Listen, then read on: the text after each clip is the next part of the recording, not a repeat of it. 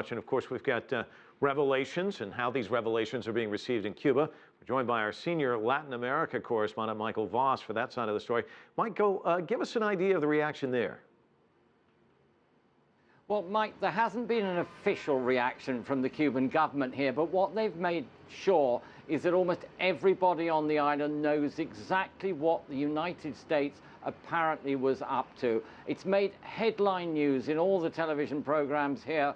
There's been long reports on television giving very detailed accounts of what was alleged in this Associated Press article about how it was set up, what they were doing, how the front companies, and all of this. So that's been part of the reaction here. I think there is a feeling on the part of the authorities that they are justified in fearing that the United States is still trying to engineer regime change here, as they call it.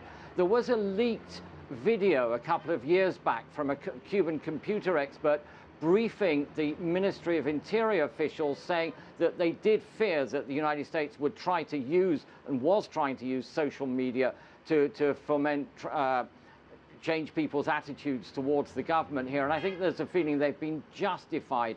We've spoken to some of the younger people who were using this Zunzuneo system, and I think there's a feeling of incredulity, and I think a feeling of being cheated. They signed up genuinely thinking this was a tremendous service, free service they were getting, where they were getting free news on sports or culture, or where they could chat amongst each other, and all of it for free. As you say, there were 40,000 subscribers, and I think they're a little aghast that the United States was secretly behind this. Michael, you mentioned 40,000. How well received was it? And I mean, can you talk a little bit more about perhaps this sense of betrayal? Well, I mean, I think in some ways it was a very good business model for reaching Cubans. You can't use the internet much here. There's very little internet connectivity. But when mobile phone use was legalized in 2008, it took off in a big way. Lots of Cubans have mobile phones and they like to text.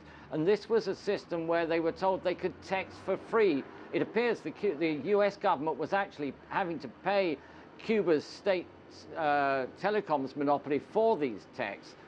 So it was very popular, and it gave people a taste of what it was like in the West to be on things like Facebook or Twitter, where you could communicate very briefly with friends, you could build new friends. It was very popular here.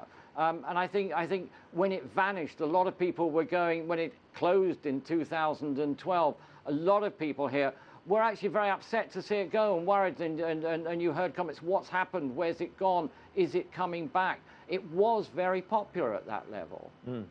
Michael Voss, live for us in Havana, thanks so much.